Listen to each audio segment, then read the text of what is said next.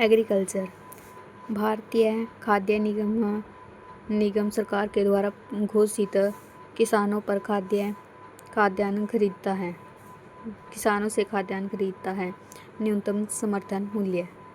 भारतीय खाद्य निगम सरकार के द्वारा घोषित न्यूनतम समर्थन मूल्यों पर किसानों से खाद्यान्न खरीदता है। न्यूनतम समर्थन मूल्य किसी भी फसल के लिए न्यूनतम मूल्य है जिसे सरकार किसानों के लिए निर्धारित करती है और इसके माध्यम से किसान के हितों का समर्थन करती है। यह समर्थन मूल्य किसानों की उत्पादन लागत से कम 1.5 गुना अधिक होती है। कृषि उपज का वह हिस्सा जो किसानों के द्वारा बाजार में बेचा जाता है उसे अधिशेष कहलाता है। विपणन। कृषि उपज का वह हिस्सा जो किसानों के द्वारा बाजार में बेचा जाता है उसे विपणन अधिशेष कहा जाता है। कृषि में विपणन का योग्य अधिशेष एक फसल के अधिशेष का प्रतिनिधित्व करता है जिसे कि लाभ के लिए तब तक बेचा जाता है जब एक किसान अपने कार्य को बनाए रखने और संचालित करने के लागत को पूरा करने के लिए अपनी फसल बेचता है। निर्गम मूल्य क्या होता है? यह बाजार के मूल्य से कम मूल्य होता है। निर्गम मूल्य जब सरकार के द्वारा खरीदे गए संग्रहित किए गए खाद्यान्नों को जब बाजार मूल्य से कम कीमत पर खरीदना खाद्यान्न की कमी और क्षेत्रों और समाज के गरीब तबके के बीच वितरित किया जाता है जिसे कि निर्गम मूल्य के रूप में जाना जाता है। जनवरी 2021 तक प्राप्त जानकारी के अनुसार कृषि के लागत मूल्य आयोग के द्वारा कितने तिलहनों के लिए न्यूनतम समर्थन मूल्य की सिफारिश की गई थी? 7। जनवरी 2021 में प्राप्त जानकारी के अनुसार कृषि के लागत और मूल्य आयोग के द्वारा 23 फसलों के न्यूनतम समर्थन की सिफारिश की गई थी जिसमें 7 अनाज, 5 दालें, 7 तिलहन और 4 वाणिज्यिक फसलें शामिल थीं।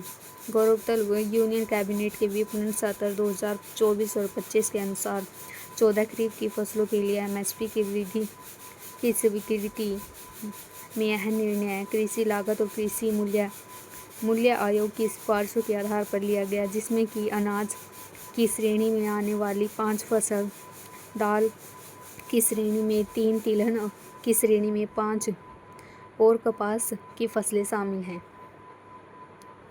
कृषि उत्पादों के परिवहन के लिए कृषि उड़ान योजना का शुभारंभ के बजट में घोषित किया गया 2020 में। 2020-21 में निर्मला सीतारमण जो वित्त मंत्री हैं उनके द्वारा इस योजना का आरंभ किया गया था। किसानों के कृषि उत्पादों को परिवहन सहायता दी जाएगी। इस योजना के तहत देश के किसानों को फसलों को विशेष हवाई विमानों के जरिए एक स्थान से दूसरे स्थान तक पहुंचाया गया। किसकी अध्यक्षता में राष्ट्रीय किसान आयोग ने यह सुझाव दिया कि कृषि फसलों के MSP उत्पादन को भारित औसत लागत कम से कम 50% से अधिक होना चाहिए। ये MS स्वामीनाथन। 18 नवंबर 2004 को राष्ट्रीय किसान आयोग का गठन किया गया जिसकी अध्यक्षता कृषि वैज्ञानिक प्रोफेसर MS स्वामीनाथन के द्वारा की गई। उन्होंने सुझाव दिया कि कृषि फसलों के लिए MSP उत्पादन की भारिता औसत लागत से कम 50% अधिक होनी चाहिए। निम्नलिखित में से कौन सा फसल MSP मूल्य घोषित करता है? यह किसान आयोग कृषि एवं किसान कल्याण मंत्रालय है, उसके द्वारा MSP मूल्य की घोषणा की जाती है।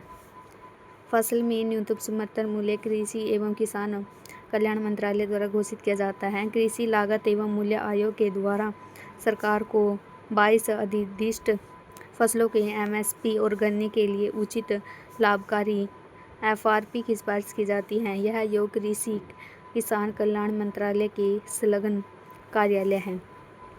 कैबिनेट ने 2018-19 में गेहूं का न्यूनतम समर्थन मूल्य बढ़ा दिया था। ये कर दिया था 105 प्रति क्विंटल। 17-18 में गेहूं का जो MSP था वो 2735 रुपये प्रति क्विंटल था। 2018-19 में केंद्र सरकार के द्वारा गेहूं पर MSP 105 प्रति क्विंटल बढ़ोतरी करके उसे 1840 रुपये प्रति क्विंटल कर दिया गया और 2024-25 के लिए सरकार ने गेहूं का MSP 2275 प्रति क्विंटल निर्धारित किया। न्यूनतम समर्थन मूल्य तय करने की जिम्मेदारी किसकी होती है? ये होती है कृषि लागत और मूल्य आयोग के द्वारा इसका निर्धारण किया जाता है। कृषि लागत एवं मूल्य आयोग के द्वारा सरकार की कृषि किसान कल्याण मंत्रालय द्वारा संलग्न कार्यालय है। यह आयोग जनवरी 1965 में स्थापित किया गया था। कृषि लागत और मूल्य आयोग कृषि उत्पादों के MSP की सलाह देता है। वर्तमान में 25 फसलों के न्यूनतम समर्थन मूल्य जारी किए जाते हैं। समाज के गरीब वर्ग को बाजार मूल्य से कम मूल्य पर खाद्यान्न वितरित करने के लिए बफर स्टॉक बनाया जाता है। उसे दाम को क्या कहते हैं?